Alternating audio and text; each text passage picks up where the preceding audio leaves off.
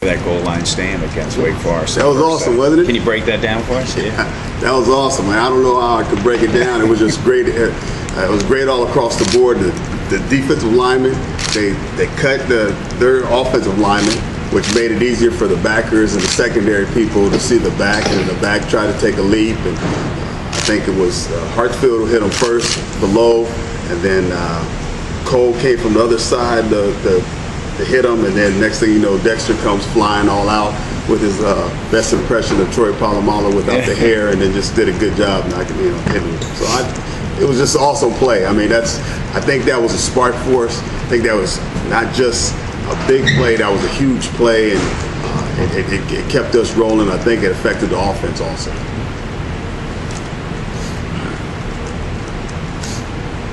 When you scout Virginia's offense, how much preparation do you do when preparing for maybe two different types of quarterbacks? I know they have a little bit of a bloom right now. Brock has started the first 5 games, Sims started the last game. Do you watch both guys? Or?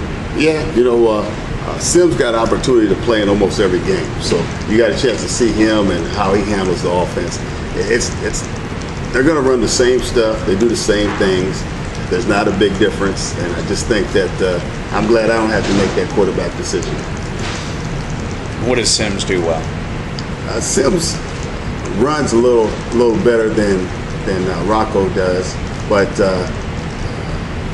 not that much more, because he's not going to run. He's not a guy that's going to just take off. Now, he may, against us, think he's going to be running the ball and just take off, but from what we've seen, he's not a guy that he's a throw first before he runs. That's just how they run. As a DB's coach, what's impressed you about the way Nixon's gone about his business here over the last couple weeks, couple months? Anthony's done a good job of asking questions that don't just pertain to him, but pertain to the whole scheme, so that he can understand where he fits and how he fits.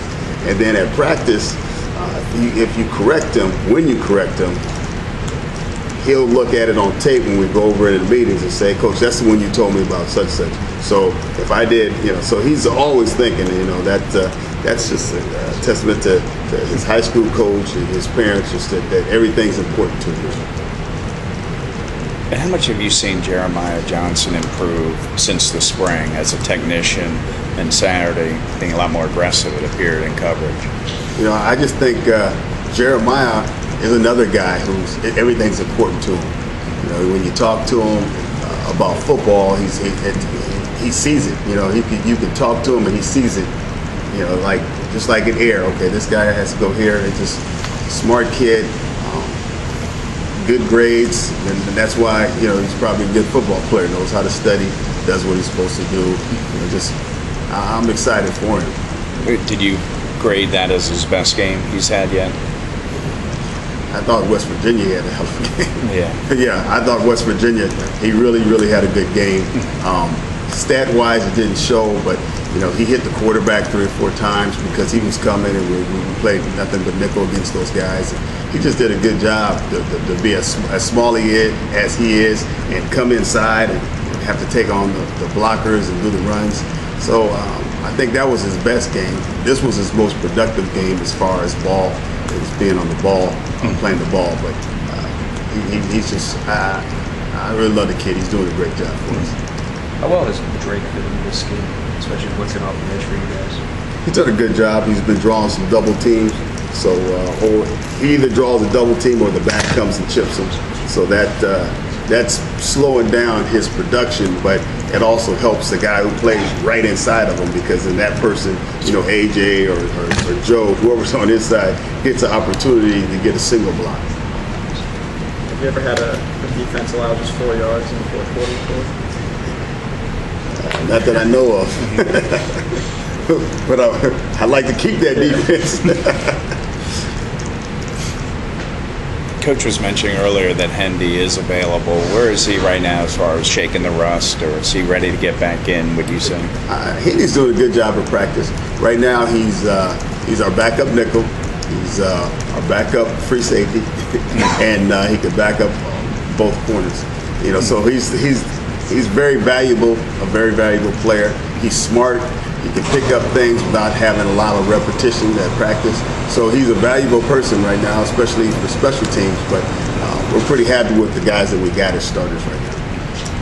How's the juggling act between getting both Twine and Tate enough reps to keep them both sharp and whatnot going at this point? Well, I think that Coach has done a good job of giving us the way practice is set up. We have what you call a separate period. And then during that separate period, what you have is you have a 10-minute block as coordinators where we can do what we think we need to do to show them or introduce them to more things for the game plan, or walk through or go over what we need to go through. And we also, at that time, that's when we steal reps.